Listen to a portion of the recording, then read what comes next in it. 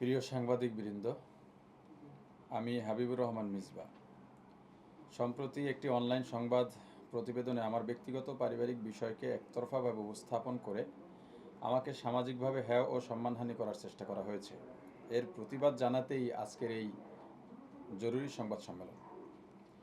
প্রতিবেদনটিতে মূলত আমার বৈবাহিক জীবন এবং আমার দ্বিতীয় স্ত্রী নাইমা জান্নাতের একতরফা বক্তব্যকে কেন্দ্র করে নানা অভিযোগ উপস্থাপন করা হয়েছে। অথচ বিয়ে, পারিবারিক মতবিরোধ কিংবা বিচ্ছেদ এসব ব্যক্তিগত ও পারিবারিক বিষয়।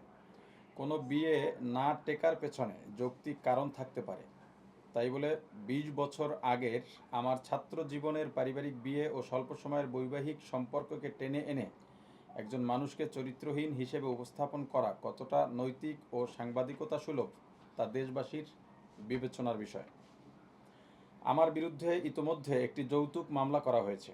আমি দেশবাসীর কাছে প্রশ্ন করতে চাই, আমার বিরুদ্ধে যে যৌতুক দাবি করার আদৌ কোনো যৌক্তিকতা আসলেই আছে কিনা।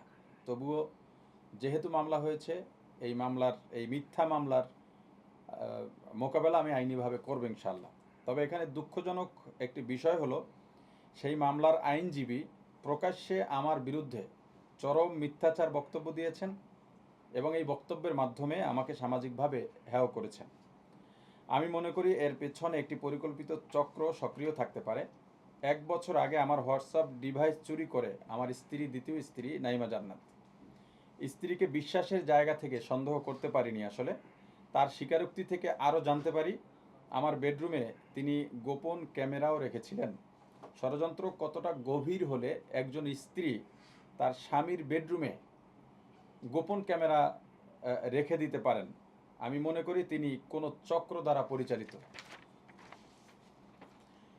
আমার কোম্পানি ও ব্যবসায়িক সফলতা চক্রটির মূল টার্গেট বলে আমি ধারণা করছি। কুয়াকাটা ও ঢাকায় আমাদের কোম্পানির বড় বড় অনুষ্ঠান হয়েছে, ইনভেস্টর আয়োজন, ৩১৩ কোম্পানির কার্যক্রম, গোল্ডেন রিসোর্ট কুয়াকাটা এবং ৩১৩ অ্যাগ্রো ফার্ম। দেশের বিভিন্ন শ্রেণী পেশার মানুষের আমাদের প্রতি আস্থা ও সম্পৃক্ততা, এসবের কারণে আমাদের ব্যবসায়িক সুনাম ক্ষতিগ্রস্ত করাই হয়তো এই অপপ্রচারের মূল উদ্দেশ্য। একই সঙ্গে রাজনৈতিক ও কওমি অঙ্গনকেও এই ব্যক্তিগত বিষয়ের সঙ্গে জড়ানোর চেষ্টা আমি লক্ষ্য করেছি। আমি স্পষ্ট করে বলতে চাই, আমার ব্যক্তিগত কোনো ভালো মন্দ অভিযোগ বা ত্রুটির সঙ্গে কোনো রাজনৈতিক দল, প্রতিষ্ঠান বা বৃহত্তর কোনো অঙ্গনকে জড়ানো কোনোভাবেই উচিত নয়, কাম্য নয়। আমার বিরুদ্ধে অভিযোগ থাকলে তার দায়ভার আমার, অন্য কাউকে অযথা টেনে না আনার অনুরোধ জানাচ্ছি। সবশেষে ৩১৩ কোম্পানি ও গোল্ডেন রিসোর্ট কুয়াকাটা নিয়ে আমি একটি ওপেন চ্যালেঞ্জ জানাচ্ছি। আপনাদের মাধ্যমে দেশ প্রবাসের যারা আমার কোম্পানি সম্পর্কে জানতে চান বা যাদের ভিতরে সংশয় আছে, তাদেরকে আমি আজকে এই সংবাদ সম্মেলনের মাধ্যমে এবং আপনাদের মাধ্যমে আমি তাদের প্রতি একটি ওপেন চ্যালেঞ্জ জানাচ্ছি। কেউ যদি মনে করেন আমাদের প্রতিষ্ঠানে বা আমাদের কোম্পানিতে কোনো অনিয়ম বা বিনিয়োগকারীর টাকা তছরূপ হয়েছে, তাহলে সরকারি বা বেসরকারিভাবে যথাযথ তদন্ত করতে পারেন। আমি তদন্তকে স্বাগত জানাই। যদিও আমাদের কোম্পানির প্রতি বছরের অডিট সরকারি অনুমোদিত সংস্থার মাধ্যমেই হয় এবং ভ্যাট, ট্যাক্স রিটার্ন সব কিছু আমরা আপডেট করে রাখি আলহামদুলিল্লাহ। কোনো বিনিয়োগকারীর টাকা আত্মসাৎ করেছি, মেরে দিয়েছি কিংবা কোনো অর্থের হিসাব দিতে পারিনি এমন প্রামাণ্য বা যাচাইযোগ্য তথ্য কেউ উপস্থাপন করতে পারলে আমি তাকে ১০ লক্ষ টাকা পুরস্কার ঘোষণা করছি।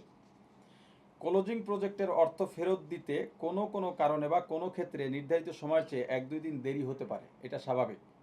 কিন্তু কারো টাকা আত্মসাৎ করা হয়েছে বা তার কোনো হদিস নেই, টাকার কোনো হদিস নেই, এমন প্রমাণ কেউ দিতে পারবে না।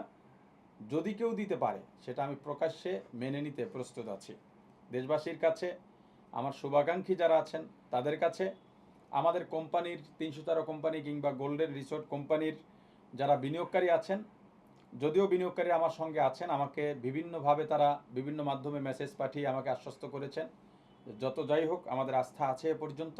অতএব আপনি নির্ভয় এবং নির্বিঘ্নে নিশ্চিন্তে কোম্পানি পরিচালনা করুন। তবুও আমার বিনিয়োগকারীদের প্রতি আমার অনুরোধ থাকবে, একতরফা ও ব্যক্তিগত বিষয়ে নির্ভর কোনো প্রতিবেদনে বিভ্রান্ত না হয়ে তথ্য প্রমাণ ও উভয় পক্ষের বক্তব্য যাচাই করুন।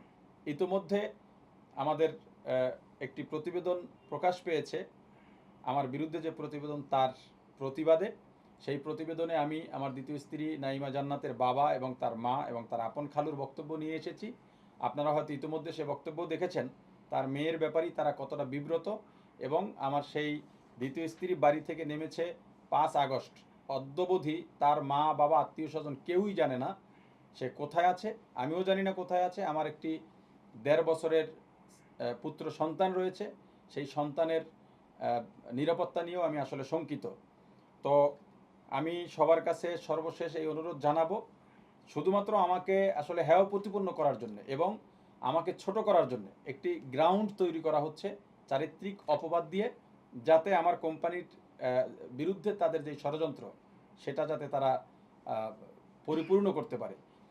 আমার দ্বিতীয় স্ত্রী নাইমা জান্নাত আমার বিরুদ্ধে বা আমার বাসায় যে সিসি ক্যামেরা রেখেছে, আমার বেডরুমে গোপন ক্যামেরা, এটার উদ্দেশ্য ছিল এটা অনেক বড় ষড়যন্ত্রের অংশ হিসেবে তিনি এটা করেছেন, এবং তিনি আমার কাছে এই ভিডিও ফুটেজ প্রকাশ করে দেবেন বলে হুমকি দিয়ে সবার সামনে টাকাও দাবি করেছিলেন, 10 লক্ষ টাকা। এবং তার যে আইনজীবী ছিল, তার এই কর্মকাণ্ডের কারণে তার আইনজীবীও তার ভেরিফাইড ফেসবুক আইডিতে তার এই অসংলগ্ন এবং অযৌক্তিক কথাবার্তার বিরুদ্ধে তিনি স্টেটমেন্ট দিয়েছেন। আমি সবার প্রতি কৃতজ্ঞতা জানাচ্ছি। আজকে যারা এখানে উপস্থিত হয়েছেন, ইলেকট্রনিক্স ও প্রিন্ট মিডিয়ার সাংবাদিকবৃন্দ, মিডিয়াকর্মী, এবং যারা আমাকে বিভিন্ন সময় উৎসাহ দিয়েছেন এবং আমার সঙ্গে যোগাযোগ রেখেছেন, সবার প্রতি কৃতজ্ঞতা জানিয়ে এখানেই শেষ করছি। আল্লাহ সবাইকে ভালো রাখুন, নিরাপদ রাখুন। আসসালামু আলাইকুম রহমতুল্লাহ।